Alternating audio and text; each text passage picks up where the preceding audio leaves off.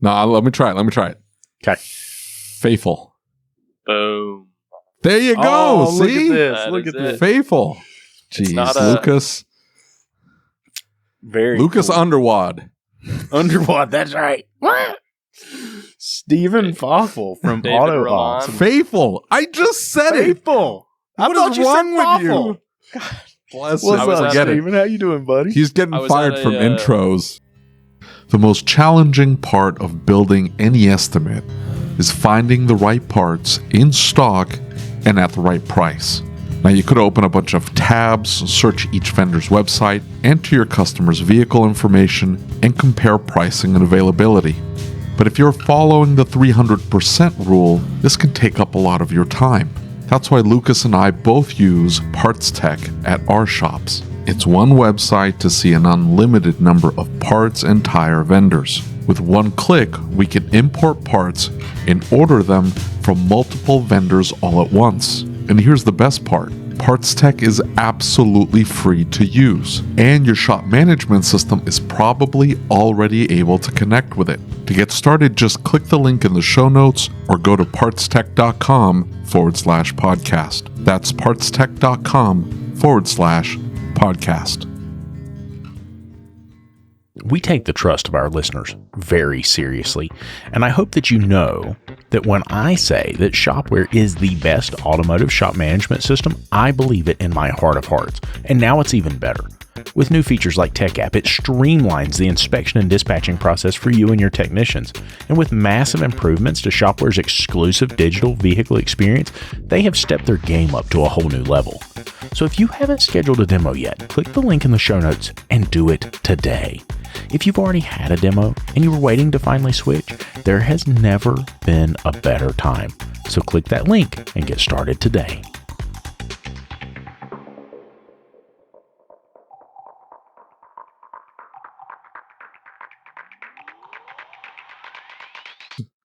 No, it's not as bad. I was at a church once, and it was our first time visiting there. I met the pastor right before the church service started. I said, "Oh, my name's Stephen Fafel. Nice to meet you." He goes up in front of everyone and said, "I can't believe it. We have visitors here today. Their last name is Faithful. Can we get a round of applause for that?" I'm like, "Okay, well, misheard there, but it's all good.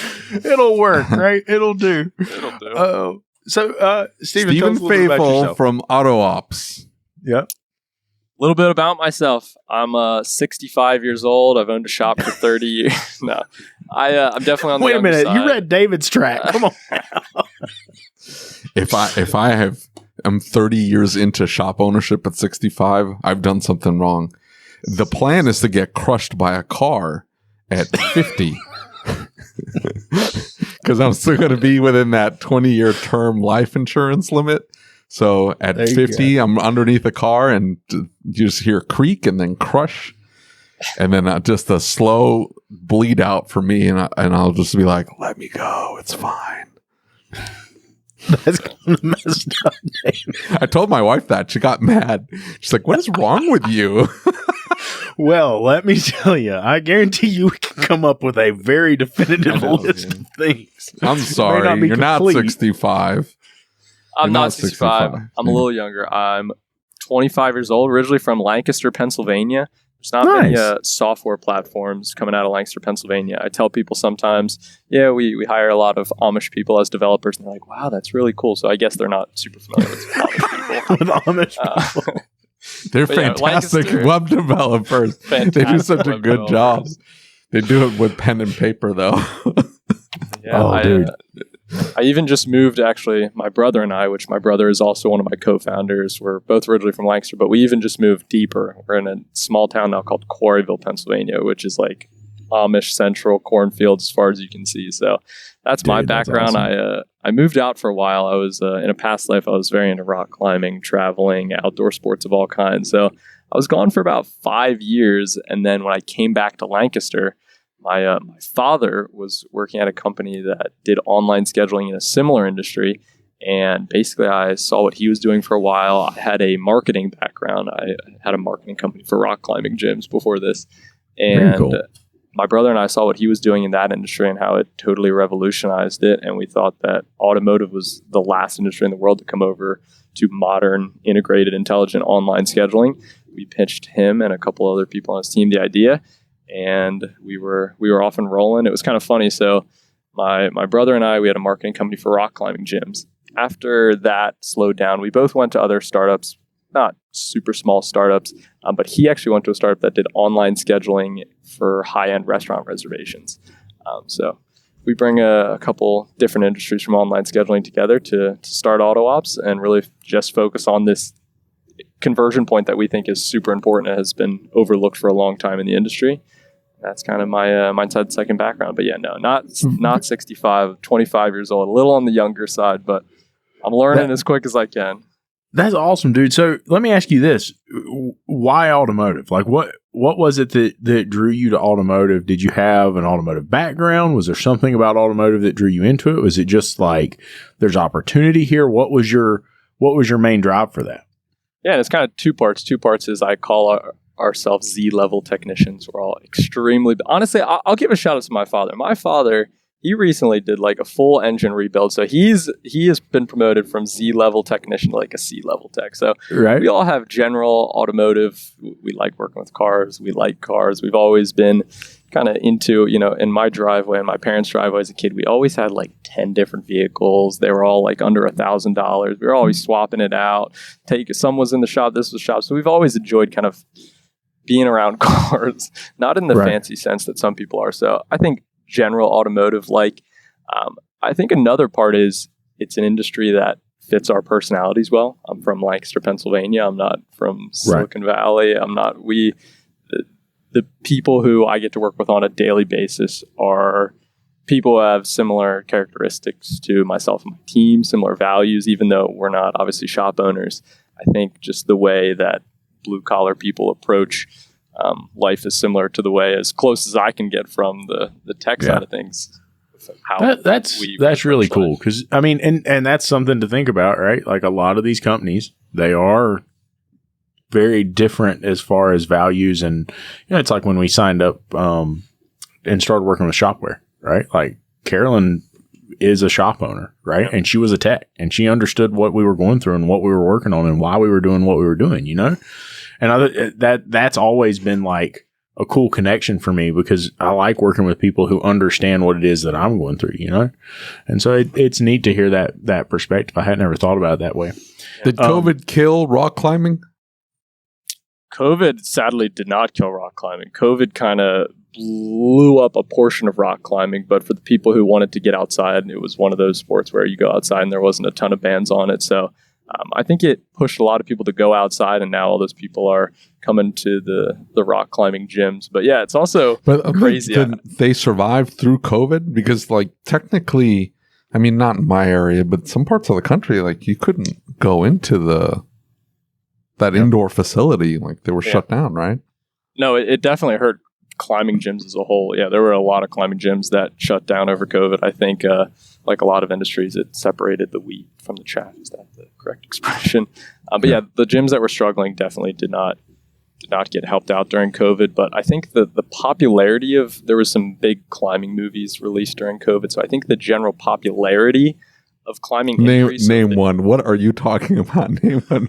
I bet. Have you guys Free Solo? That was the one. The dude who climbed one of the faces in Yosemite with no rope. Did you guys hear about this at all? Very popular film. Free Solo. You guys got to watch it. It'll make your hands sweat. Dude. There was some. Is that the whole movie? Him climbing it up and hey, we're halfway up. So halfway through the movie. The key really is that he did it with no rope. That's the insane part. It's like a 2,500 foot face, and climbed it with no rope. I might make it climbing. 5 feet up, and by then I'm gonna be tired and need a nap. So I'm not going a lot farther. What possesses somebody to do that? I'm going to climb up 2,500 feet, no rope. I'll be fine. I will. I'll be okay. It's and I think there's some correlations you could bring in, but there's something to needing to be perfect. There's something to you have to, the mental flow you get in where you can't mess up when it's not even an option. Something crazy. I try to sometimes get into that in business, just even where we do have options, I try to put myself in hold. If this doesn't happen, we're failing. There's something about where you just put yourself up against a wall and Yeah, but that's no like, other option. okay, if you fail, then, you start an online scheduling company for, I don't know, something else.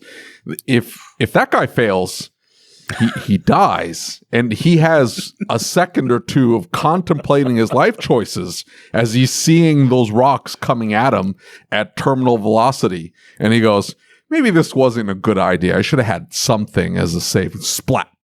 And then that's it. Yeah, and I understand if I can't say anything more because if my mother ever watches this, but there may or may not be some videos on YouTube of me climbing without ropes. So it was 2,500 feet straight up, like not 90 degrees feet straight up. It's like the wingsuit dude, right? Like you've seen the videos. No, the wingsuit, that makes sense. It's just a thrill. I get that. It's like jumping out of a plane. Like, yeah, but I'm talking about the guy not who, what like, normal comes people down do. I'm talking about the guy who comes down and they're holding the balloons and they let the balloons go as he comes across the top of their head and he's like feet off the ground. It's what made Sail, that AWOL Nation song, famous. You know what I'm talking about? Have you ever seen that video? Yeah. I can't remember dude's name. I've seen the video of the guy getting like clipped. Did you see that one? I showed you. The same dude. It's the same dude. And I think that's how he met his demise. But I mean, dude, you're traveling 120 mile an hour just floating through the air feet above a rock. I mean, come on now. Eventually. No, well, they're trying to get close to the ground because that's a thrill. I mean, otherwise you're just jumping out of the plane. Like you're going down fast. That guy wants to skate just above the ground and then, hit a tree or whatever it was. He clipped something and then that was it. There's a famous climber who is dating now or married to her third wingsuiter because the previous two are no longer with us, and she just keeps marrying them, and they keep wingsuiting. That's no, hold on now. she's got a plan. That's intentional. Here's my question though, right? Oh, you're really into wingsuits? Sure. Yeah, let's get married. Those people are not prenup. the type of people though. Those type of people are the people to have like a pack of ramen noodles during the noon though too. So I think well, maybe, but you could think that's pretty expensive. That's an expensive hobby. It's not like, well, that's why they have packs of ramen. I get that, but they're spending the money on the equipment and stuff like that. But you got to think that they are at least building up enough funds to then be able to go out and do the whole thing. And she's like, "Hey, on this last trip, whatever. Like, good luck." As someone who owns a lot of expensive climbing gear, I can tell you that it was like, oh, I'll buy this $1,000 climbing gear, and then I won't pay for housing for the next 2 months. So, hey, mom and dad, can I come back and stay with you for a little bit? Like, hey, man, I'm a little behind on my rent, dude. Hey, we all have our stupid spending vices. Don't shame him. He's fine. I'm not shaming him. If we're going to shame anybody, we're shaming you over your Steam account, man. That's terrible. $50,000 in video games you never play. I never play them. You know what? They're $2 a piece. How do you get to that much money? Like, we're friends on Venmo. I watch. I'm like, dude, N64 games. My God, how many N64 games can? No, I haven't. I don't have a console yet. So it's a thing. Like you grew up, you didn't have any money. You're like, hey, one day. Well, one day's now. So.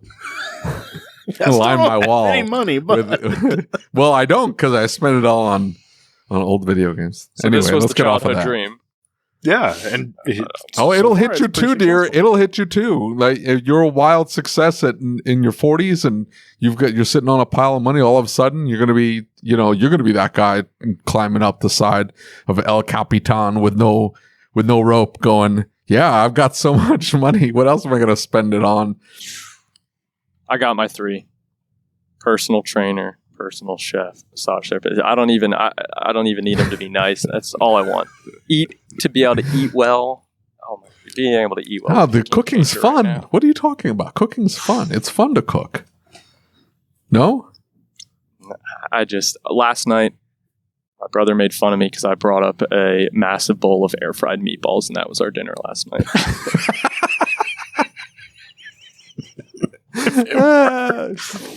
Well, I enjoy cooking, so that I wouldn't want a personal chef. I get the appeal. The personal trainer for sure, and I don't like people touching me. So, physical therapist or personal massage person, nah. When people lecture me. All right. So, Stephen, you don't know this. David and I were talking about this before you came on. I want your feedback on this. We're changing gears completely. We're going in a completely different direction. Hold on. I just want to mention this. 7-Eleven has the worst cups. The styrofoam is good. The lids are the worst. The lids don't attach. So our local one doesn't. Our local one, you can't get lids. Our local one has plastic or styrofoam cups, but because you can't get lids. The lids just flop off. They have these eco straws. They're okay. They get little holes and stuff like that poked on them. They're okay. But the lids are the worst lids. So 7-Up, you're probably never going to listen to this. One, we need a sponsorship. And two, I need you to fix the lids before we accept your money. I don't need money. I need free drinks. For your sponsors? Yeah, you kidding Popeyes me? Chicken. Popeyes Chicken. 7-Eleven. Popeyes Chicken. They're opening up one. Hey, Lucas, sorry, this is going sideways, but I just wanted to tell you this, Lucas. The best chicken strip place in Kansas City is opening up a thing, like a restaurant, catty corner to my shop. Catty corner. Really? Just yeah. On which corner? Just what is it? Southeast of us. There was a bar there. The bar closed up. It was a sketchy bar, and they bought it. They're gonna keep it a bar. They're gonna make it a dive bar, but they're gonna sell their full menu. And so they're ridiculously good coleslaw. The chicken is fire. Dude, we'll have to check that out next time I'm out there. So I don't know if you know this. Talking about fast food restaurants, Popeyes, right, is owned by Restaurant Brands Incorporated, right, RBI. Okay. And then they also own Burger King. And the dudes who saved Domino's came in, and now they've invested all of their money in Burger King to salvage Burger King, because Burger King had been flat and then it started going down. Yeah. And they were talking about, it was really cool because I watched this interview the other day. God knows how I ended up on the interview, but they were talking about their strategy for saving Burger King. And they were talking about like the mindset of what a consumer looks like when they look at Burger King and how do they think about it. It was a really insightful interview, even though like we're not even related to fast food or anything like that. Their mindset of, and so the CEO, he said, when I came into Burger King, I decided to take it over. He said, I've made a rule. He said, we did the same thing with Domino's. If I'm going to do this, I'm going to invest personal money. And they said, well, why did you do that? You know, it's a dangerous move. Burger King's been in bad shape for a while. And he said, listen, I need to invest money in it, so I have a personal attachment to its success. And he said that's what drives me, is that I've invested in it. I know that if I'm going to get anything back out of that, if I'm not going to lose everything, I've got sweat in it. And so he talks about all of these things that they're doing, these strategic mindset changes within the organization. And so the interviewer says, well, wait a minute though, like, you're talking about these huge strategic changes, but you're not talking about like changing the food or even necessarily the branding. You're changing the way that the employees think about the business. And he said, well, because the employees are the business, right? Like I can build any building and make any business. He said, that's what we did with Domino's. We changed the way that the employees saw the business. And so now they cared about the business and they provided a better product to our consumers, and we paid them more and we created more opportunity for them. So it wasn't just a dead end, I'm 16 years old and need a job deal. We created something that was theirs. And I thought that was such a cool concept when you really dig into it, that these guys are investing that kind of money. And it almost seemed like this was just a thrill sport for them. Like, the dude climbing the rock face with no rope. I mean, it's like, hey, I'm going to invest half my money in this. I'm going to put it all on the line and gamble just to see if we can turn it around. And up to that point, they said that there was no chance that they were going to turn it around. And then these two, super duper CEOs that have saved all these other businesses come in just for funsies to save Burger King. I just thought it was a cool idea, right? And then they closed my local Popeyes. Turns out they're opening one right by my house. There you go. We're gonna have to get bigger monitors, or we're gonna have to switch platforms because you're not gonna fit into the frame in a couple months. I'm gonna go to full frame camera just to be able to, and then I'm gonna sit in my little. Comes in. That's the person. What? No, I want the Popeyes. He's got one. It's called Popeyes, bro. He's got a personal deep right next door. Yeah, no, it kind of. What you said, Lucas, I think there's a point, and my brother and I were talking about this last night. is that some of these people, you just get past money and you're just like, I think they, no pun intended, they like changing industries. They like changing entire sections of how businesses work just for fun, just because they're like, oh, I think I can. And now, obviously, it's still in the food industry. Burger King's big enough where it's like, I could change a massive corporation. I think they just find fun in that. And I was talking with my brother last night, and he said, Steven, now listen, we're eating air fried meatballs, we ain't crushing it. But he was like, if we ever make money, he's like, I don't even know if it would be that cool. It'd be way cooler just to leave a mark on an industry. So I think most people, they just get to the point where he says that now, but one day he's going to be like, I've got 40 billion. I'm going to buy Twitter and then change it to X because why not? Because I can. But I think making changes, like massive changes like that, is way more fun than the money. I kind of relate with that because you look at my shop and you can ask David. David's always like, well, you're crazy. The amount of work you're putting in and the things that you're doing with the shop. I mean, you're pushing really hard.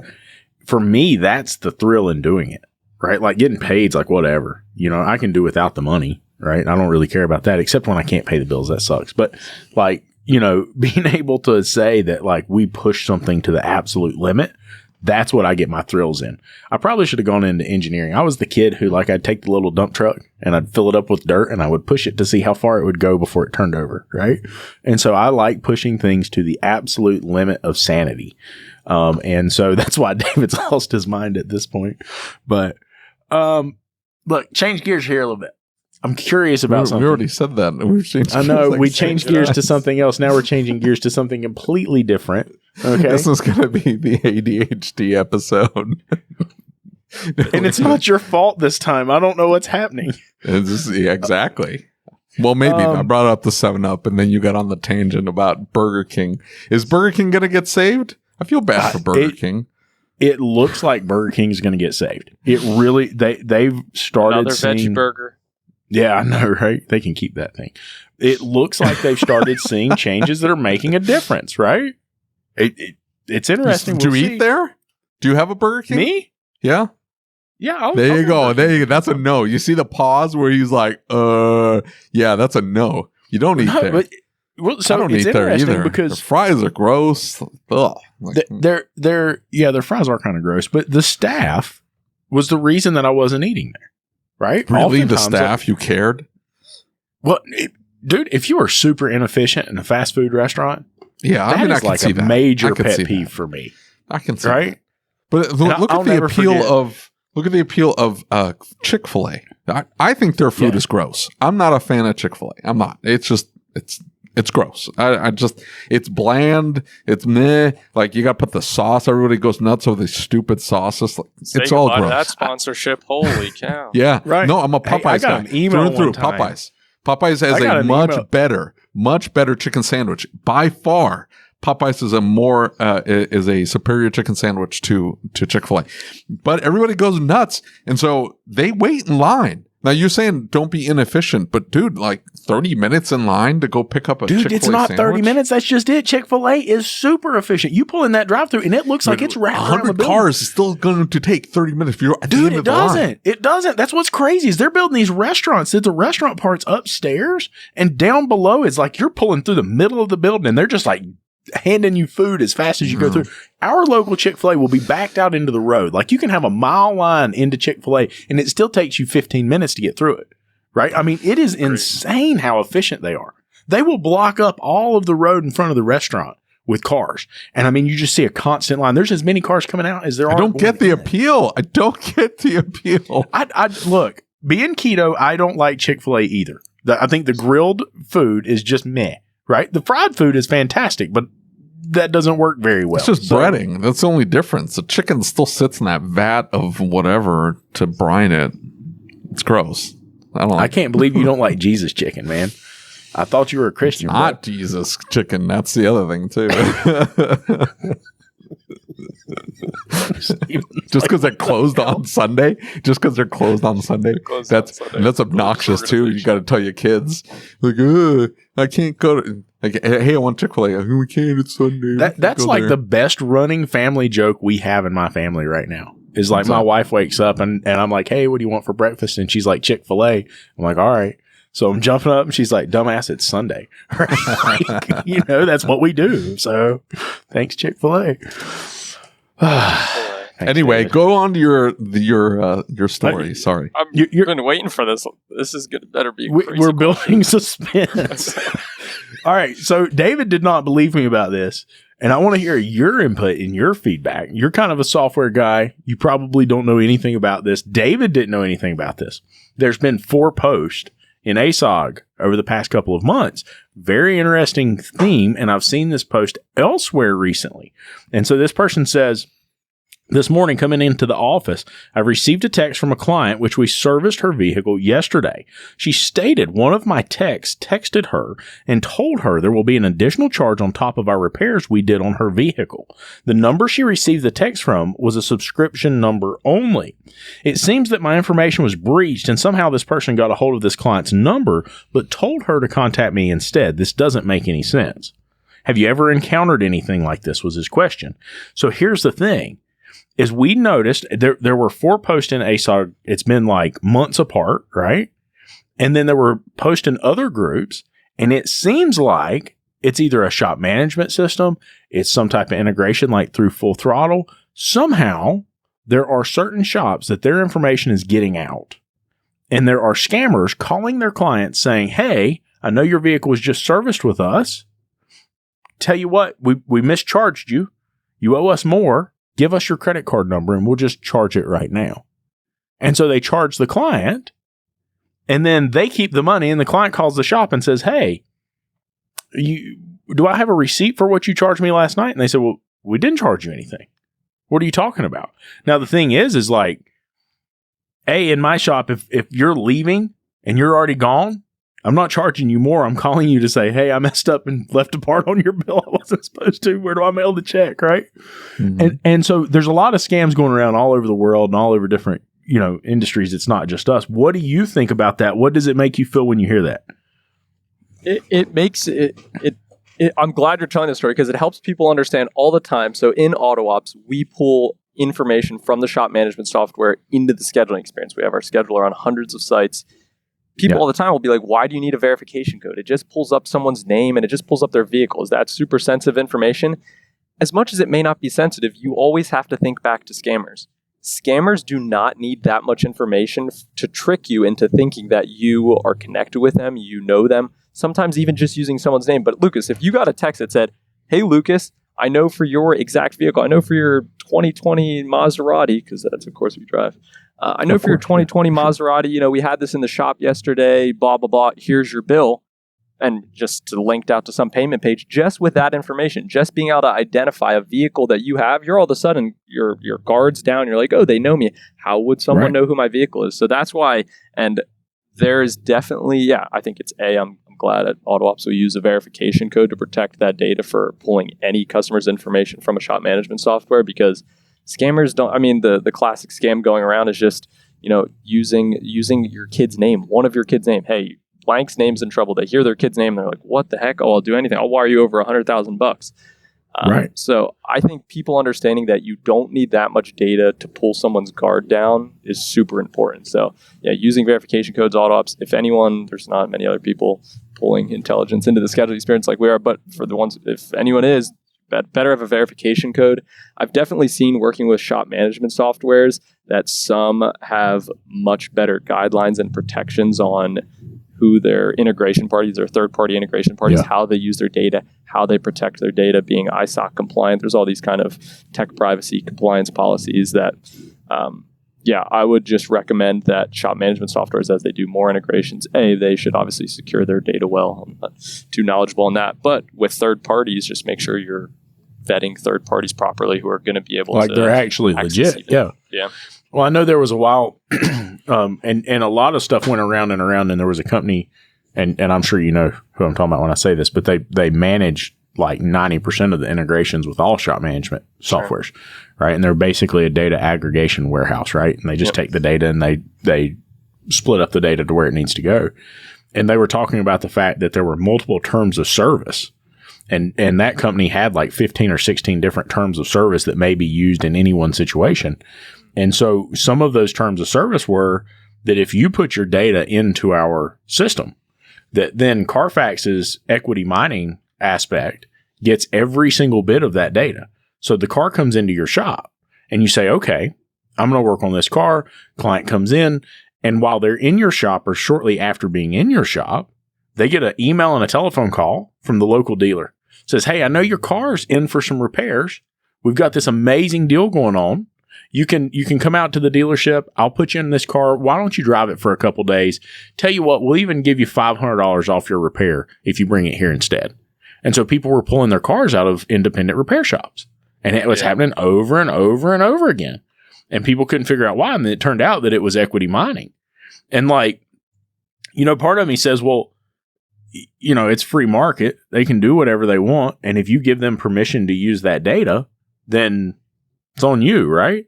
But in the same respect, I mean, that seems kind of sleazy to me, especially if you're working with a professional business that's supposed to help you build your business.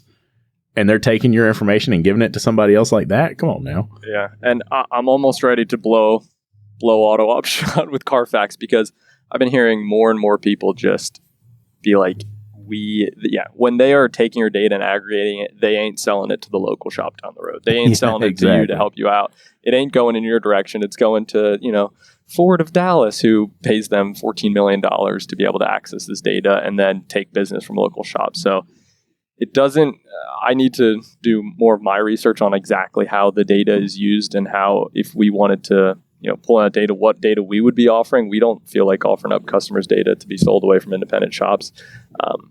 Obviously on our side, we want, is it good to be able to recommend services for a customer's vehicle that you may not have at your shop the knowledge of, hey, where did this car come from? What had it previously been? For sure. How has it previously been serviced? So it's good for us, for example, if you had AutoOps on your website, it'd be cool.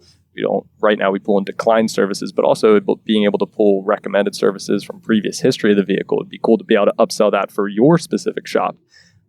But yeah, at what cost is that data coming to us is kind of what we're trying to figure out, because we don't feel like selling customers data. I was talking to somebody a while back and they were talking about shop management softwares. They were talking about restaurant management softwares. They were talking about like just a plethora of organizations. They're talking about these software companies that to them, and this was somebody who would know, right? Like they have the intel to be able to say that for them, it had nothing to do with even necessarily the subscription cost of what it is that they get every month from the shop or the restaurant or whatever it was. For them, their primary interest was in the data that they collected, right? And they have terms of service. Again, I don't know about you. I'm terrible. I don't read terms of service, right? Like I don't read any of them. Yeah. But they are interested in the data, and that one of the key currencies in our current society is data, right? It's valuable, Yeah. There's whole companies, data as a service. There's whole companies that just sell data, and they'll I get need it to start anyway one of those companies. Yeah, and it is. What a sketchy product. It's like, hey, I gave you the data, pay me, and then that's it. You know what you don't get is a call on Sunday at 2:00 where the coolant hose that you just installed on this vehicle popped off, and now there's coolant dumping everywhere, and they're 2 hours away from you. You don't get that call with data as a service. You see what I'm talking about, Lucas? You see what I'm talking about? That's what I'm talking about. Data as a service. I don't know anything about it, so I'm going to start researching it right now. David's all of a sudden going to train off. He's selling a shop. That's it. But yeah, there's places. I'm not selling anything. There's nothing to sell. There's debt. You know what I'm going to do? Is just hang a little sign. I'm going to pull what's his face from Oklahoma, old boy. He just hung a sign up one day, and the customers didn't know. He just hung up a sign and said, "Hey, we're closed." And the customers are calling, and then they show up. Their cars are inside the building. Cars are inside the building. Up, can't get them. He's like, oh, and then he had to get online and be like, hey, we're going to work with everybody, get your car back, and this, that, and the other. They just closed. He's living the dream. That's the dream. No. I'm going to call. What's that? No, I mean he took care of it. I'm sure he didn't pull what that Canadian company did, where it was months, right?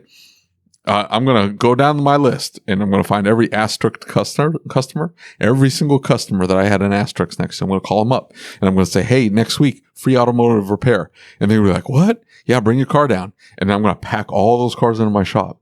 And then that's the day I close. All those cars are going to be inside my shop. And then I'm going to hang a close sign. And we're like, yeah, you dirtbag, you wanted free repair? How the hell was I going to pay my bills? This is why we're closed. You dirtbag. And then that's it. I'll be closed. I'll get my revenge too. Every 1-star review, unjustified 1-star review. We have a few on there that were justified. I think maybe 1 or 2, but there were all those, the rest of them. Oh, yeah. I got your names, buddy. Don't you? You just wait and see one day. Hey, speaking of that, how do you, so that was something I was curious about when all the online scheduling started happening, right? So like in my online scheduler, I have the ability to block people. And anytime, like even if they just come in and I know it's going to be one of those, I'm like going in, boop. You can't book your own appointment anymore. You have to call. And then when they call, they've got all these asterisks next to their name. And I'm like, man, I'm really sorry, but we're 6.5 months out. Yeah. How do you what tactic have you used to manage that because you don't want to upset them, right? Like you don't want to set somebody off and be like, they're discriminating against me, this, that, or the other. How do you manage that with AutoOps to where you can kind of have some control over that? Totally. Yeah. So right now we call them the special customers, the asterisk customers. We don't have a way to say, you can't say this is my blocked list of customers, but in general, we're adding a lot more features over the next month about basically at certain points in the experience, if we note certain things, leading people to call the shop or just get in contact with the shop. Now, for example, if you're like, hey, my car's broken on the side of the road, I'm going to take it to the first shop that answers. If someone engages with that shop through AutoOps, we want to get them connected with your shop as quick as possible. So in that time period, as we kind of build out that functionality throughout, we may get to a point where, okay, if there's a list of customers based on their phone number that we would like to call the shop so we can speak with them about their service, obviously we can't just block them and be like, hey, it'll just seem like AutoOps is broken. But we can prompt them to say, well, if you'd like, for this customer, if you'd like service, call the shop. So that's something we may do at some point. And maybe this is a learning opportunity for me. Is this you have 100 customers that you're like, I will not service, or is it 1 or 2? What kind of? Well, it depends on the customer list. Got 5 or 6. 5 or 600. So my customer list is in the thousands, right? And yeah, I mean, you probably have 100 names over 10 plus years. 11 years that I've been in business now? Yeah, you're gonna grow a list of 100 or so names. Now those people may have moved away, or they may not have the same vehicle anymore, or they might have died. I don't know. They may have no interest in coming back. Yeah, right? They may not have any interest in coming back, but those are people that if they call and one of my service advisors pulls that name up and there's an asterisk there, it's, hey, I'm sorry, I can't get you in right away. Are you willing to wait 6 months, a year?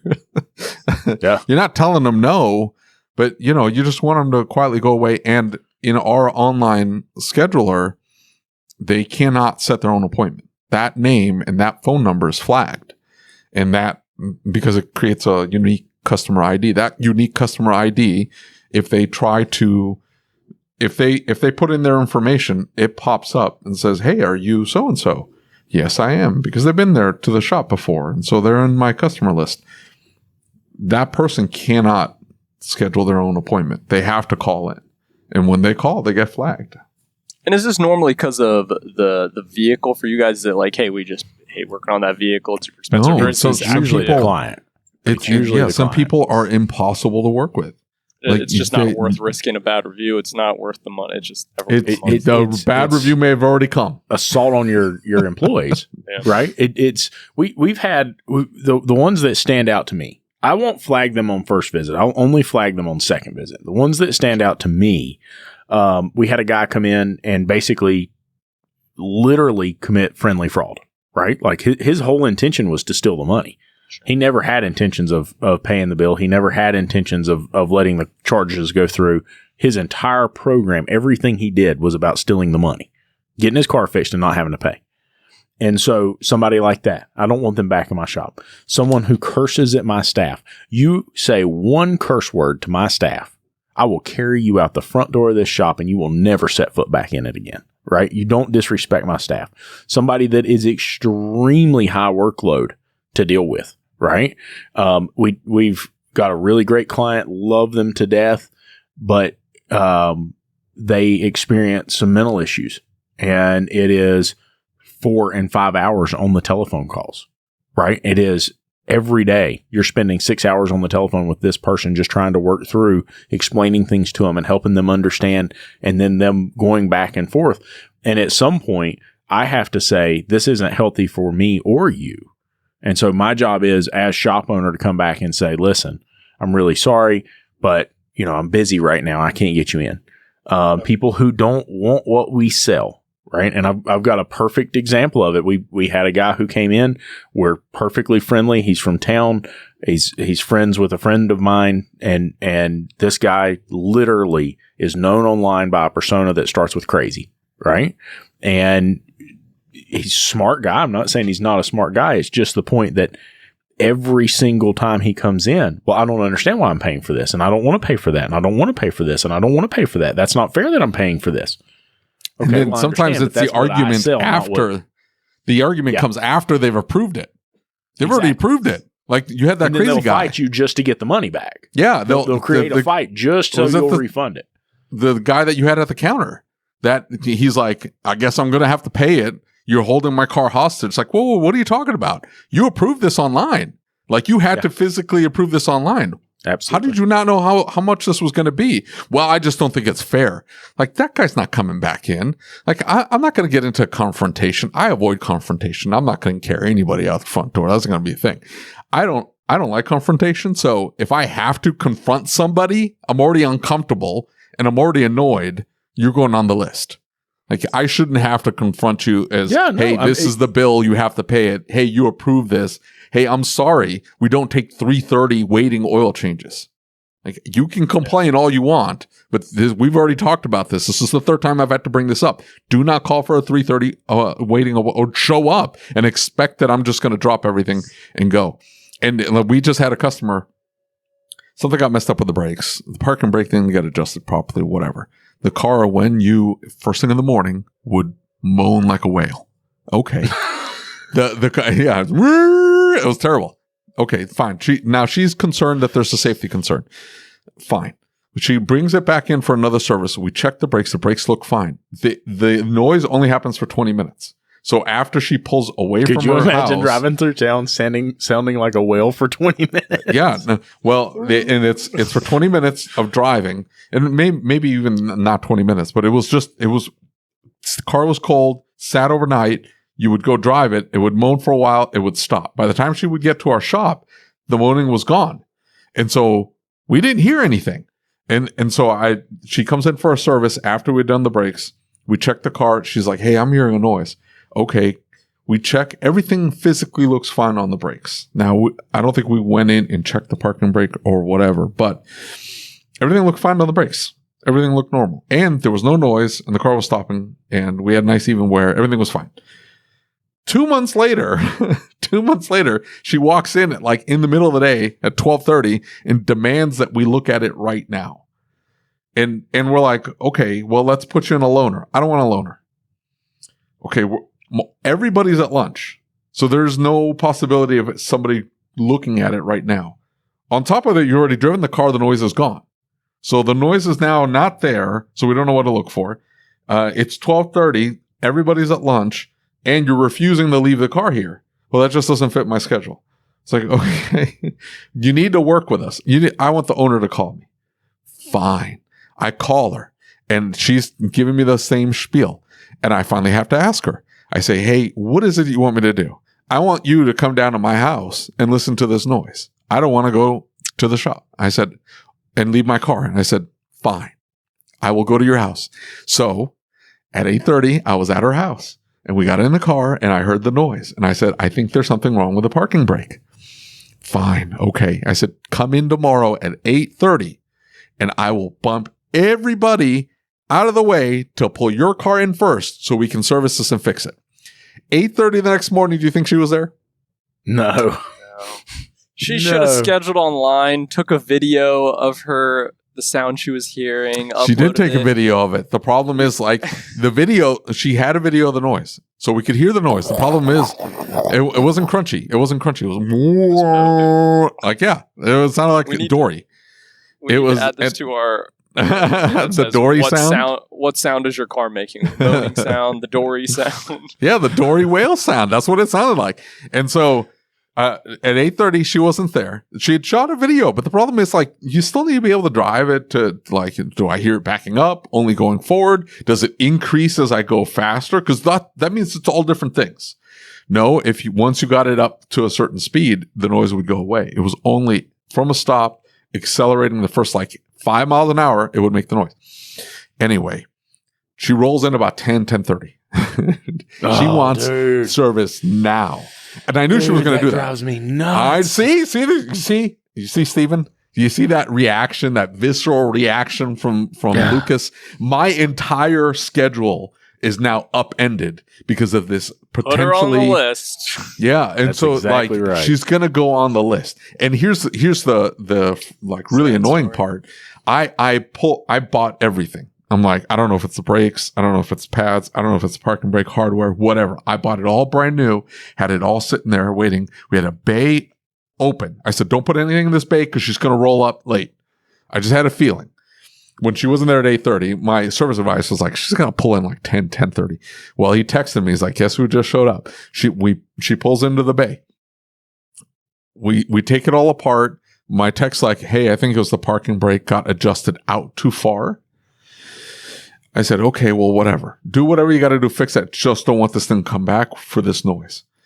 The entire time she's standing at the window staring at my tech. The entire time, watching him take every bolt out, just mean mugging him the whole time to pace him back and forth, which is right by where my service advisor sits. And he can't sit down and do his job because she's all up in his business. So this is disrupting for like 2 hours. This has disrupted the entire flow of the shop. Everything is out of whack now. Look, we're behind on other cars because we had to stop deal with this one car because she didn't want to follow the way we do things. We drop the car off. We give you a loaner if you can't get a ride or whatever, right? We have loaner vehicles. We offered it to her. She wouldn't take it. Whatever. Fine. He's taking all this apart. And then at some point, she's like, hey, I've got new brake pads in the back of my car. Can you put them on? So we had just done. Yeah. I bought what was really going on. I bought Akibono brakes. Now, she was very impressed with herself that she had bought Akibono brakes. The problem is Akibono isn't OE on Toyota. It's like Advios or whatever the name of that company is OE on Toyota. She thought she was buying OE brakes, but at a discount because they weren't green Toyota brakes. Toyota brakes are typically green. And so she thought she was impressed with herself that she had bought. But, and here's the other thing. Akibono has like 3 lines. They have a cheap line, a middle line, and a premium line, and they all squeal. So I'm definitely not putting Akibono brakes on her car. And on top of that, she'd already bought brakes from me. We were already doing the job again just to appease her. There was nothing wrong with our pads and rotors. Turns out it was a parking brake, which we didn't replace. The technician had not adjusted them properly when he did the job the first time. So now he was doing it. He was cleaning it, everything up, lubricating everything. We were redoing the whole brake job. Anyway, she's going on the list, is what I'm saying. All that to tell you that now there's an asterisk on her name. Well, I mean, here's the thing is like, for us, we set very, very specific rules about how you're going to act in the shop. And we don't tell them like we have rules and you're going to follow them. It's that here's how we work. Here's what we do. And I'm building a process. And we do that to be equitable to everybody. Yeah. This is so nobody gets screwed over. It's fair to the shop. It's fair to the employees. It's fair to the customer. That's why there's rules. Sorry, go ahead. But is it that the other shops aren't doing that the consumer gets this idea, everybody's trying to screw them over? So now what happens is they come to our shop, which we're not trying to. We're trying to do it right, but they are so afraid they're going to get screwed over, so afraid somebody's taking advantage of them that they don't ever see it. And it's the flipping 7-7 Firestones, dude. It's the 7-7 Firestones. I'm sorry. If you're listening to this and you're open 7-7, we need to talk. There's some BS. All 7 days. Like you don't have a day off. So what are you doing? Just rotating schedules out, and you got to overstaff your store because you got to give people days off. So you have guy working 4 days this week and 3 days the next and 4 days and 3 days, whatever. All I'm saying is they shouldn't be working that long. And we've conditioned customers that I'm going to wait here. And that's why I have this nice waiting area, and I've got coffee, and I've got TV with Family Feud playing for 24/7, 24 hours a day. Like I've got this built so you can expect to sit here and wait for me to service your car. Do they even get to the vehicle? Have you actually gone in and waited? I went in to a dealership to have my transmission. The car was under warranty before I owned a shop. The transmission had a problem in the synchro, a third to fourth synchro, something like that. And the service advisor goes, yeah, we're going to have to replace that. It's under the warranty. They're going to have to open the case up. I said, okay. Well, they didn't offer me a loaner. It was like a 30-minute drive to the dealership. I sat there and waited. I watched tennis. Have you ever watched tennis? It was the most awful, boring sport. I'm sure playing tennis is fun. I don't know. I'm a chubby guy. I'm not going to play tennis, but I'm sure it's fun. But watching it, I'm sure live it's interesting. Some sports like hockey is interesting live. Don't watch hockey on TV. That's boring AF. The tennis is boring. It is awful. They were playing tennis. I watched 6 hours of tennis. I think it was Wimbledon, or it was one of the big opens. Australian. I don't even know. The court was blue. I remember this. This was like 15 years ago. 15 years ago. This is burned in my brain for 6 hours. I sat there, 6 to 7 hours. I sat there waiting for this car to be serviced in this big cushy chair. I didn't want to be there. What is wrong with people? Why do they wait? Why do they do that? I don't understand. Do you really want to sit at a dealership? Do you really want to sit at a Firestone and drink crappy coffee and watch Family Feud? There's other things to do. Get a loaner. All I'm saying is, they shouldn't be open 7 to 7. You're conditioning these customers to expect immediate service right now. I've got 17 technicians waiting for you to come in right now. You know who I could see that would want to go into a shop like that and experience that? George. I bet George was the guy who took his car into a shop and waited. And old people that have nothing else to do. Old people that are retired, and my family's moved away from me, and maybe they're estranged too. So now nobody likes me, and I don't get I don't get invited to Thanksgiving. And what do I have to do all day? Bitch and moan to people and show up to stores and waste people's time. And I'm going to go and I'm going to sit there and I'm going to drink your crappy coffee. And they always ask for coffee. I don't understand. Do you have any coffee? Do you really want to drink the coffee I make at a repair shop? What do you think? I have got a barista in the back? Do you think that's what is going on? Coffee filter? A what? Red grease rag coffee filter? Yeah, red grease rag coffee filter. That's the coffee you're getting. That coffee. That's what's going on. What kind of coffee do you think you're getting? At least go sit at a restaurant or a coffee shop. That's what they're designed to do. Get your laptop, it's always an iPad because old people, right? It's an iPad. Go to your coffee shop. Don't worry, Steven. Nobody over 50 listens to this podcast. Nobody at 50 listens to this podcast. I'm just telling you right now. So you don't have to worry about this. Dutch still complains about it. And Dutch is definitely not going to listen to this because Dutch doesn't listen to the podcast. Dutch doesn't listen to the podcast. He's wholly against. He is absolutely against online scheduling. He thinks it is the fault of our industry. He has told me I'm working on him. I'm working on him slowly but surely. I think I probably messaged him at some point. He was actually one of the first people. One of the ways that AutoOps gained some traction in the beginning was we just sent out some surveys, and I was actually trying to learn about how shop owners think about online scheduling. One of the very first people last year, he was like, "This is terrible." I almost quit because of Dutch. See, Dutch is still ruining people's lives, man. No, listen, but he's softened up a little bit. I'll reach out to him soon. But and I want to go back real quick to what you guys were saying about, I call it personally firing a customer, is that not only do you avoid a bad review, do you save yourself a hassle, your employees don't get hassled, is that it actually allows you to continue on being known for being good at something. Yeah. Is that it actually allows you to, when you do jobs that suit your shop better, it allows you to gain reputation being known well for that industry. So, for us, the repairs could be equal. The repairs at shop A and shop B could be the same repair. It's personality. People that come into our shop and are happy with our service, it's because what we delivered is what they were expecting. We set the expectation. They were fine with it. They were happy with it. And then they left happy. We didn't do anything different on our 5-star reviews that it did with our 1-star reviews, the unwarranted ones. We didn't do anything different. We treated everybody the same. We were friendly. We communicated the way we communicate through text. We sent pictures. We sent them the estimate. We don't call and pressure anybody to sell anything. We don't say, well, if you don't do this, you're going to die tomorrow. We don't do any of that. That whole spiel. We avoid it all. And yet they're upset at us because we recommended a belt. Okay, decline it and move on with your life. Don't leave me a 1-star review because I recommended a belt. You felt like some cousin mechanic of yours who doesn't know what the hell they're doing is telling you, oh, you don't need a belt. At what point do you need a belt then? When it snaps off? Do you even know what the hell you're talking about? You don't know what you're talking about. So why don't you leave it to the professionals or find somebody else that fits what you want them to do for you? That's not us.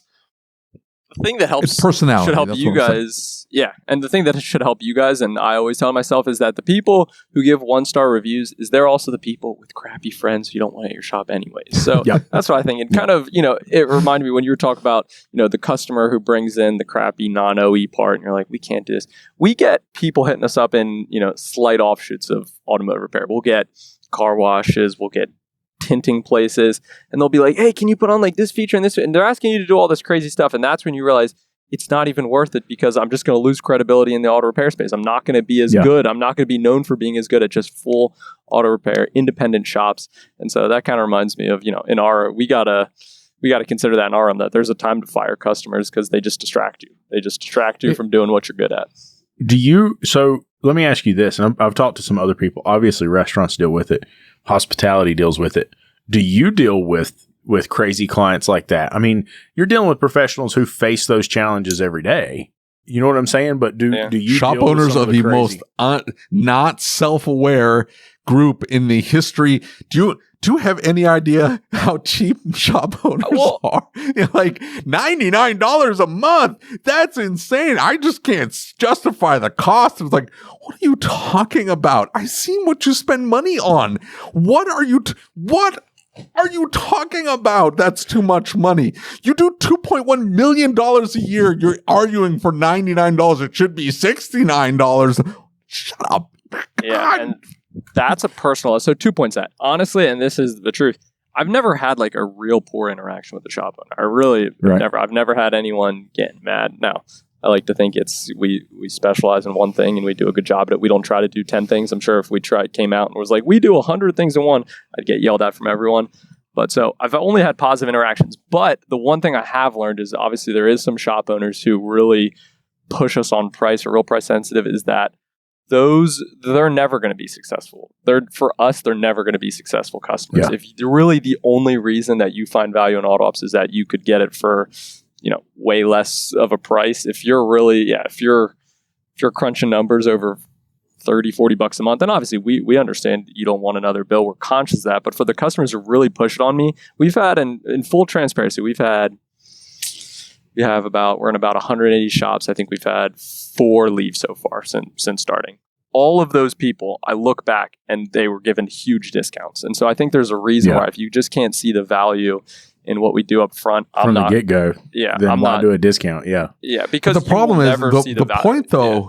The point is that these people complain about the customer nickel and diming them. That's what doesn't make any sense. They turn around and complain about everybody. They turn around. Well, it's like the shop owner that gets mad at the 1-star review, but that's the same guy leaving 1-star reviews at restaurants because he didn't get the bread in time. Like, what are you doing? You own a business. Leave 5-star reviews everywhere you go, or don't do it. Is, you watch those people and you know who they are. right? Like if you pay, pay attention, we know, you know who they are because you Yes, see, we do. like they're always mad at their technicians. They're always frustrated. The technician costs them Always money. mad at The the technician was the customers. problem. They're always mad at the customers. It's always somebody else, right? And you know, I think that's something to think about when you deal with those clients that are like that, and you deal with others in your industry who are like that. Is if you pay close enough attention, you realize this is not a you problem. This is more of they're unwilling to accept responsibility for anything in life problem, right? Yeah. It's always got to be somebody else because it couldn't be me, you know? Yeah. David. And there's someone I was listening to, and they were basically just saying, this is something that I took on a personal level, but I expanded now on a lot of things, is that usually when things aren't going well in your life, you can always, whenever, you know, whether it's me personally, whether I meet someone, and there's always something off, there's always something that there's off. No one is like doing everything perfect in life and it just doesn't work out for them. There's always something weird, and something that I've taken even a little bit of comfort in AutoOps, the ones that, and we're, as I say this, I'm going to talk about maybe shops who aren't of the highest quality. We're trying to find ways here at AutoOps. We're changing our pricing model. We're adding new features to work with shops who are getting started, you know, who are doing $20K a month. We're trying to find ways to work with those shops. But right now, the shops that don't see value in AutoOps are the ones where I get on a call and they have 100 papers flying around behind them. Their shop's all in disarray. They're screaming at a tech while I'm on the call. You're like, I know I'm not going to close this, and I know, you know, it's maybe not even, it's unrelated to AutoOps. This is that you have other issues in your shop. So that's not to say all bad shop owners don't use AutoOps. While mid sales conversation, man, I can't hear you. What? I can't hear you. You know, and all of a sudden you just click end and you're done, and it's over. I've been on calls showing someone AutoOps, and literally they're screaming at their technician while on the call. Luckily, we have signed none of those shops. Well, because I mean, you know, they're going to be screaming at you tomorrow because it's not working like they think it should. So, you know, and look, I think there's a lot of fear about online scheduling, right? And so I was a little afraid, right? When I set mine up, David had Acuity. Fear? Why was there fear? Would you shut up for a minute? That was a dumb statement, is all. No, you're losing control. No, it's scary losing control. Like giving a piece of control over to. I was not. Let me explain. I was not afraid until I talked to Dutch, and then I talked to Dutch, and he's like, "The world's going to be over. Your shop's going to go out of business." Why? I don't understand. What's his hesitancy? Do you have his list of concerns about online scheduling? I can't remember all of them. I can probably go find them online. I have it somewhere in a message, but I do not have it off the. So, like, long story short, it lets you set up parking lot scheduling like the way you do, Lucas. Right, exactly. Like you just build that into the online scheduler. That's how I've got mine set up, right? And I adjust it as I go. And so if I get too busy, I back down. If I'm not busy enough, I ramp it up. And so I'm controlling that workflow. And his concern was, how do you control this? How do you do this? And there's no way you're going to have bad people in your shop. You're going to, you know. Yeah, a couple common misconceptions, like general ones. And I know not all people think, but these are some common misconceptions that we get into guaranteeing when the service will be finished. We don't get it. Our goal is at AutoOps is to get customers in your shop to shake your service advisor's hands. We don't get into being like, it's going to be 4 hours. You can pick up your vehicle at this point. It's your job to communicate with the customer on that end. Our job is to get the customer in your shop. We just want to convert better from your current marketing spend. So that's one thing, a common misconception. Another misconception is we get into like guaranteeing pricing. We don't do anything. I mean, you can. There is ways to include pricing ranges. We have a few shops who opt to do that. But in general, like when we pull declined services from your shop management software, we're not putting in the price. Parts change all the time. If you quoted someone 7 months ago, so we don't get into pricing. That's not something we do. Another thing is that like there's a fear that online scheduling is leading to like, I never see my customer. They come, they put in an electronic key drop, they fill out a form, then they schedule online, they drop the car off, they come pick up their keys, text to pay, and that I never get to see my customers. And that's what AutoOps is leading to. That's not what we're leading to. We still think one of the most important pieces of retention is a service advisor coming over, shaking your hand, saying hello, being really friendly to you.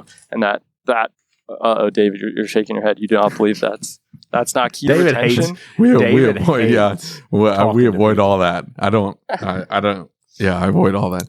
It's not that I don't want, like, people come in, they drop off their car, they're friendly, but I prefer they just leave the keys. And then we try to do everything, communicate everything. But at the end of the day, like, hey, we're not trying to hang out. Like, you just want me to fix your car in a friendly and communicative manner at a fair price with a good quality repair. That's it. That's what I offer.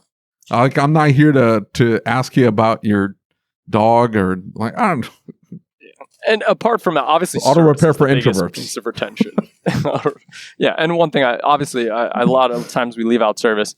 You have to provide good service. That's obviously the biggest part of retention. If you do a crappy job, your customer's leaving every time. But yeah, that's some of the things I think. And then the biggest part, which this is something that we've worked on over time, and it's getting better and better, is the fear of that. I cannot have enough schedule settings and enough control over my calendar, and I can't tweak it in the ways I want to feel comfortable that if a customer sees a time slot on my scheduler, that I will actually be able to do the work. And that, for all of our shops we fixed. In the beginning, it took us a while to get our first 5 shops because our schedule settings were not up to par. Today, we have schedule settings. You could say, okay, I want 3 waiters from 8 a.m. to 11 a.m. and I want 4 drop-offs from 8 to 2 p.m. And I want the soonest a customer to schedule is 1 day out. But if it's a new customer, I want them to schedule, be able to schedule as soon as 2 hours out. And I want to block drop-offs from dropping off from 2 to 4 because something's happening in that time range. And I want current customers to have, this kind of experience. And I want new customers to be able to skip these parts of the experience, just get into my shop quicker. And I want people to be able to call my shop at this point. So the schedule settings, as much as some of the stuff that blows up a little bit about AutoOps is the fancy stuff. Fancy stuff is cool. It's cool when you type in your number and the customer sees their name and vehicles pop up and it creates that live experience that they feel in other industries. Yeah, that's super cool. But if you can't back it up, that live experience, the feeling of a live experience with actually good enough schedule settings to provide live time slots, then nothing really matters. The customizability and the ability to move them where they need to be. And I think that's the biggest fear. And once I got to talking to Dutch, that was really his fear, was that I get into a situation where I can't service the vehicle when it shows up. That's the number one. Acuity, when we had that set up, we run everything, right? We don't manually schedule anything. Everything we do here goes through Acuity. So if you want to make an appointment for a client, you're going in Acuity to make the appointment. Yep. And so is that something you can do with AutoOps? Do we have the option to schedule manually in AutoOps like that? Correct. Yeah, we have an internal scheduler, and kind of this gets to back to that safety point for a sec. We have an internal scheduler where it skips the verification code for service advisors who obviously already have access to customer data through the shop management software. We're not providing them anything they couldn't get. But yeah, you can schedule on behalf of customers through AutoOps, obviously. But once again, you could schedule an appointment normally in Shopware, and obviously we pick that up on our end. We're calculating all availability live instantly. By the time, even if you put something in Shopware and a customer is mid-scheduling, but they didn't get to the calendar yet, we'll still update that because we don't pull availability until you actually click on that calendar page. At that point, then we're calculating availability based on the service duration. We're looking for a time it could fit in your calendar, and then all the AutoOps schedule settings go on top of that. So, and honestly, a lot of people, we've switched a lot of people over from Acuity simply based on the integration, the declined services that we pull, for sure. The auto-specific to what we do. But they have great settings in general. Acuity has done a good job at, obviously they focus just on scheduling. So really what they're focused on the schedule setting side. But then when it comes to being auto specific and the integration with the shop management software and the way the customizability we have that makes sense only for auto shops, that's really where we've succeeded. But have you guys been happy with just on the scheduling piece, the level of, do you really dive into the schedule settings with Acuity? I dive in pretty Lucas does that down. and so basically what I do is I follow parking lot scheduling, which means that each job, right, in auto repair, you have an average hour per RO, right? And so I know how many hours my technician can turn. So let's say it's Eric and he can turn 9 hours a day. Well, if his average repair order is 3 hours, how many jobs can he do? He can do 3, right?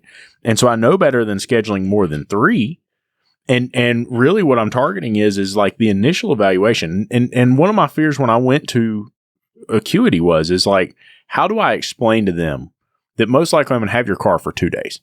Maybe it's 3, maybe it's 4. I don't know, but don't plan on dropping your car off and picking it up that afternoon. Right. And so we still schedule the majority of clients on the telephone. That's where we still get the majority of schedulings. And so when we set it up, I came in and I built forms and I built a write-up that helps explain that, hey, you're going to drop it off. I need you to drop it off first thing in the morning. We don't do any waiters. And so they drop it off first thing in the morning. They bring the car in. We look at it. And so that first schedule for us is an hour and a half. Now they see 4 hours, right? And I tell my clients, hey, it's going to be 4 to 6 hours before you hear from me again, right? I'm not going to call you back in 2 hours. I'm not going to call you back when this schedule's up. And so what it does is it allows me to get in. I know Eric's going to be on that job. I've got a testing routine that's 1 hour on most all my vehicles, and I've got 0.5 that's for our peace of mind process. That's an hour and a half. So how many can he do before lunchtime? He can do 3 of those before lunchtime. And then we're writing the estimates. We're getting the approvals. That typically converts to 4.5 hours. And so you see what I'm saying? Like now I drop that back into the parking lot wherever I can fit it in, and it keeps me from overbooking. Does that make sense? In other words, it's set up based on our actual capacity and actual ability. And then if we get too busy in the shop, I go in, I click, and I change it down to where Eric only gets 2 appointments today. Eric only gets 2 appointments from here on out. Or, hey, we're not busy enough, and my GS guy, he's flying through work. I need to get more appointments in for him, and it gives me the ability to curtail it and go up and down as I need to, if that makes sense. 100%. Give me 2 seconds to plug in my laptop so that it doesn't die real quick.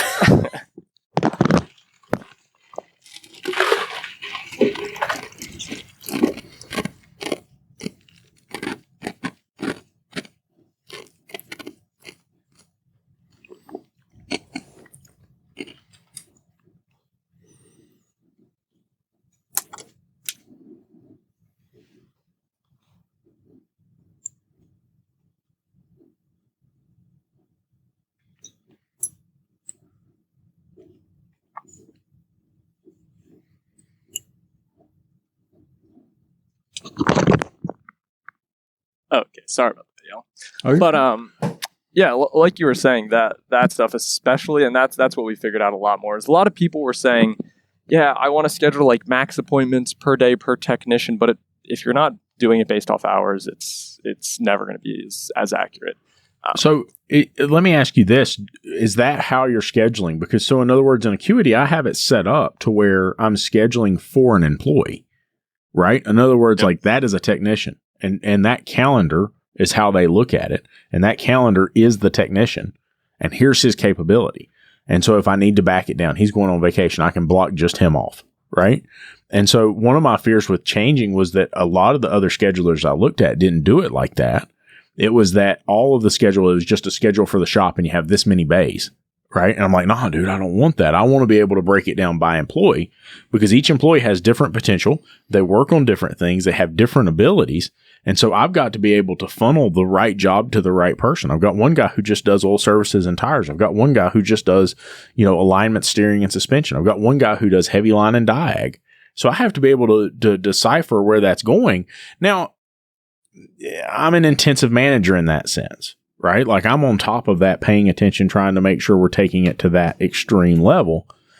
Some shops are just like, well, we'll figure it out when they get here. How are you handling that? Yeah, and that's where everything is going with AutoOps. And once again, being a company that just focuses on online scheduling, these are the nitty gritty we get to dive into. So yeah, right now we're currently developing the ability hours. It's going to be hour based and technician based. Right now we're basing that on the unassigned column. The part that we've been struggling with is the shops who get nervous assigning appointments to specific technicians because they don't have a good enough understanding of what the customer exactly needs. So they don't understand which technician it's even going to based on what the customer says. Because the goal would be, would you guys feel comfortable saying, hey, if a customer indicated, obviously you'll be able to move it around your calendar, but hey, the customer indicated that they're hearing this kind of engine noise, that it always goes to your, heavy diag technician? Yeah. Yeah. That's how I would handle it. Yeah. And do you currently, when you're not, I know there's some crazy stuff you can try to do with Zapier for some of the shop management software to build integration. Have you played? Yeah, we're integrated through Zapier. Zapier and Acuity integrate. There's things that Shopware won't show Zapier, and there's things that Acuity won't show Zapier, so it can cause some problems. The biggest frustration that I have with Shopware, AutoFlow, and Zapier right now is reason vehicles here, right? Because I can pull reason vehicles here from Acuity, but I can't get it into the reason vehicles here in shopware, and I can't put it into autoflow automatically. So like my idea is like so autoflow or auto text me, right? Like you've got an inspection. And so when we start that inspection at the top, it's got reason vehicles here. And so what we use that for is we take the labor lines from the repair order and we say, okay, they're getting a oil service. Well, the oil service is done. That part of the process is complete. Well, they're also getting a brake evaluation. The brake evaluation is in process now. And then you drop some note in there that says, hey, we'll be in touch within the next 3 to 4 hours to give you an estimate. Well, that means you give them the first contact without the service advisor who's already overwhelmed picking up the telephone to call them and say, hey, I'll be to you as soon as possible. Now they've gotten a text and email and it says in there, hey, we've done this part. We're actually working on the car. We're in process right now and they'll be in touch by this time. Well, what does that mean? Well, now I don't have to pick up that client's telephone and call them. I don't have to bother them. They don't have to bother me. I'm still moving forward and getting work done. And so it expedites the shop a little bit. And so that's probably my biggest frustration with any of the integrations I've got right now is I really want RVH to be, fluent across the board in all of my applications, right? Certainly, yeah. And we do a good job, yeah. And that's one of the biggest things is how you can collect better information for your technicians and really the key is can we have it in all of our integrations and obviously all the shop management softwares we integrate, it's going in for shopware, reason for customer visit. But yeah, can you decrease, slow? Could you get to a diagnostic correct evaluation quicker with collecting better information and the way you can customize kind of this issue tree in AutoOps to ask, hey, so not just only brakes, hey, is it making a sound when you speed up? So those kind of things like, hey, what kind of sound is it making? Does it happen when you speed up? Asking those questions to get better information while not pushing the customer out of the scheduling experience just because it's too long is kind of the balance we go against. But going back to that scheduling, we do a good job right now of basically, appointments per time slot, appointment in your shop management software, appointments per time slot online, total amount of appointments per day, then going down into drop off and waiting, different hours for those, different capacities for drop off and waiting, getting into the duration of the service. So we do a good job at looking at the duration of the specific service that the customer selects and putting that in the shop management software. The part we don't do now and that we're going to be launching probably end of September is the full assigning it to a technician. Then being able to calculate availability based on, this technician only does inspections. They can't do full diag stuff. Then being able to limit availability based on technician. That's pretty cool. Yeah. That's a neat concept. And that's one of the reasons I've never switched from Acuity is because I have so much control in that area and I have the ability to have it on that. But the thing is it's a lot of work to build out Acuity to do that.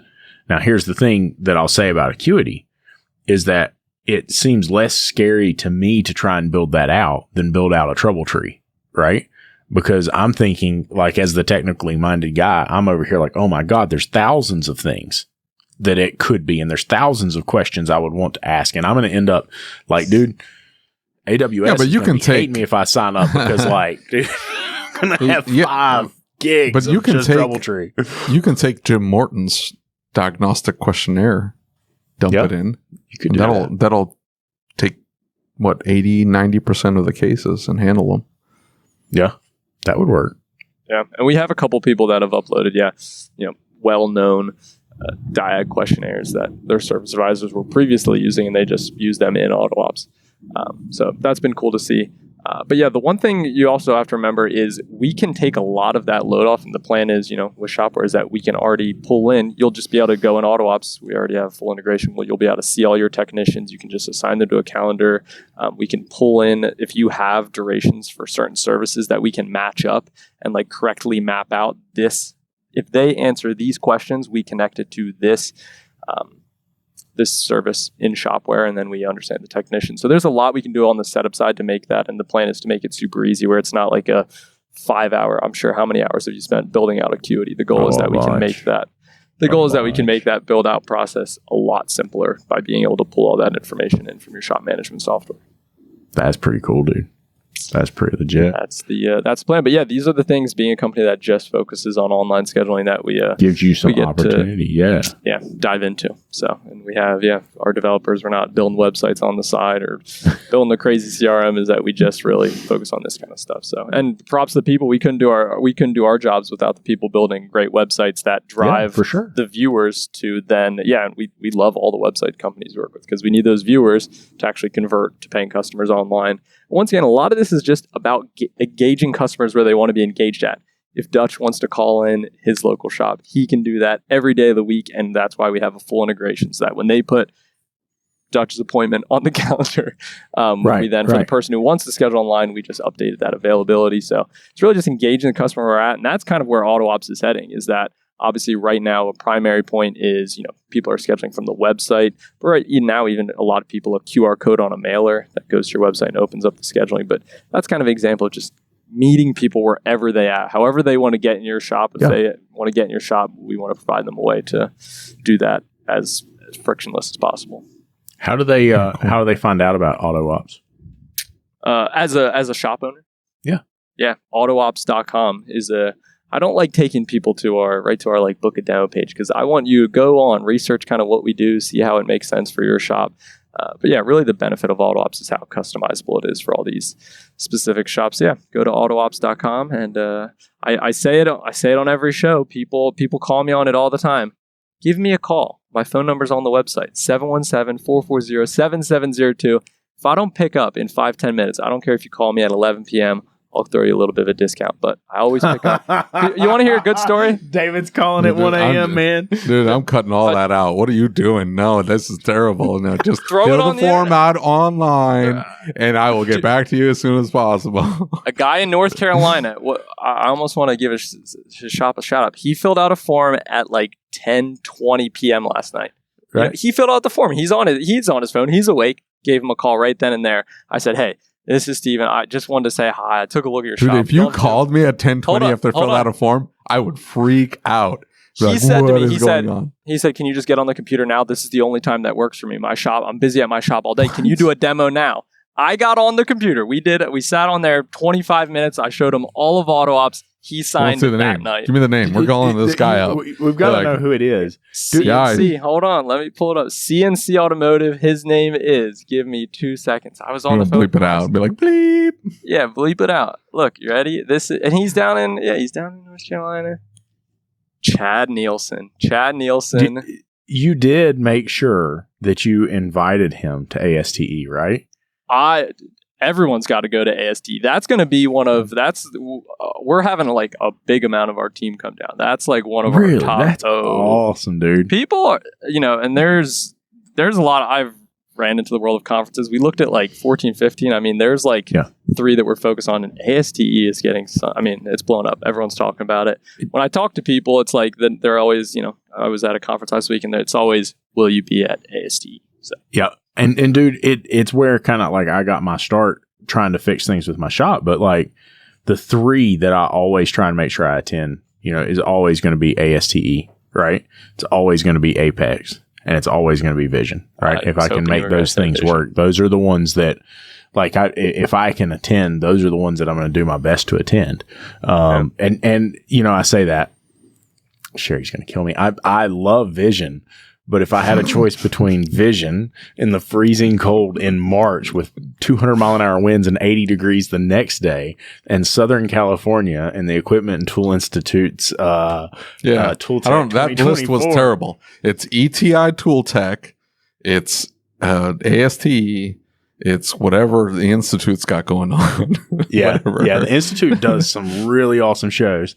And man, you got to go. Are they doing the management thing? Is that every other year? The one they did in Florida every other year. Yeah. Okay, so it's going to be Mars in 2024, and then 2025 they'll do that makes sense. And Apex, and then Tools. Forgot Tools.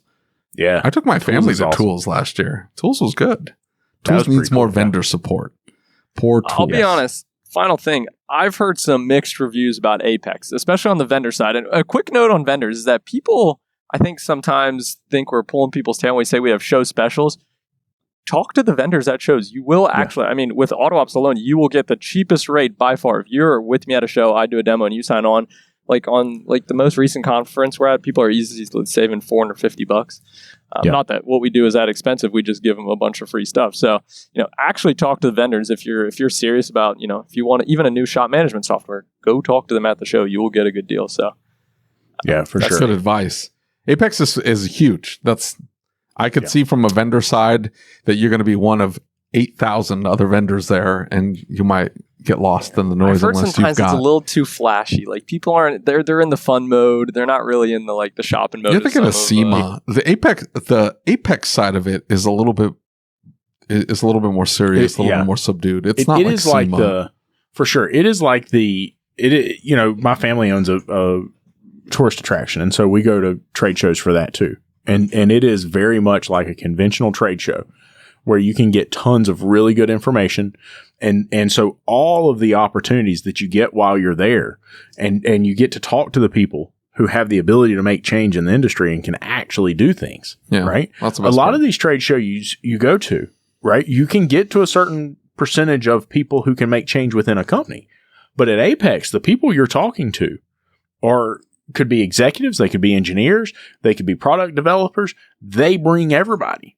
And so when you're there talking to these people and you get to see these products firsthand and you can experience it, it's like nothing else, right? All the other trade shows are like, we've got 2 or 3 hours here, we've got 3 or 4 hours there. Dude, you go to Apex. Like if you, especially if you're in the market to build a shop or you're in the market to re-equip a shop, I could not imagine doing it without going to Apex, because like when we were building the shop, that was the thing, is like, that was one of the first times I'd been to Apex, and I'm walking through and I'm learning about these products. I'm like, holy crap, I was getting ready to do this, but this is going to work a lot better in the shop. Yeah. I like that hose reel a lot better. That's a much better hose reel. And so it was things like where I would have spent, $1 million in equipping the shop, I was able to equip it for $650,000, $700,000. And that's a big difference. You know what I'm saying?